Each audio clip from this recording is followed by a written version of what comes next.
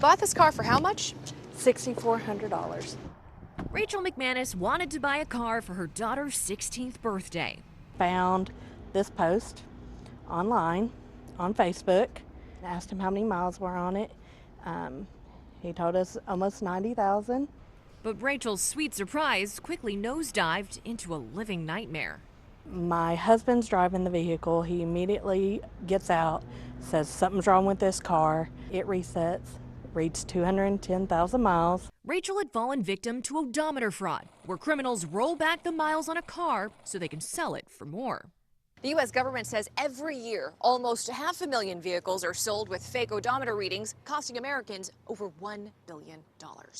We have 3 cars that were seized, part of the same investigation. Lieutenant Jason Schrader with the North Carolina Division of Motor Vehicles chases car fraud. The odometer on this vehicle is 91,890 miles. Does this have 91,890 miles? It does not. Significantly more? Significantly more. A practice scene in movies like Ferris Bueller's Day Off. Just have to crack open the odometer. And Matilda. You run it backwards, the numbers go down. Watch your speedometer. Now on the rise in real life, as supply chain shortages in new cars drive record numbers of Americans to seek used cars, raising prices.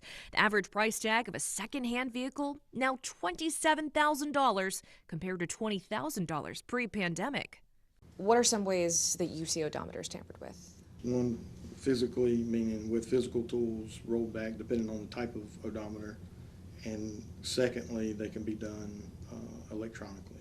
But if you're in the market for a used car, experts say you can protect yourself. Number one, buy from a dealership whom you trust and someone that's got your back. Secondly, always leverage a third-party vehicle history report. What are red flags on a vehicle history report? A red flag on a vehicle history report would be if the mileage increases and then you see one going in the other direction. And if you're shopping online, places like Facebook Marketplace suggest looking at the seller's profile and reporting any suspicious activity.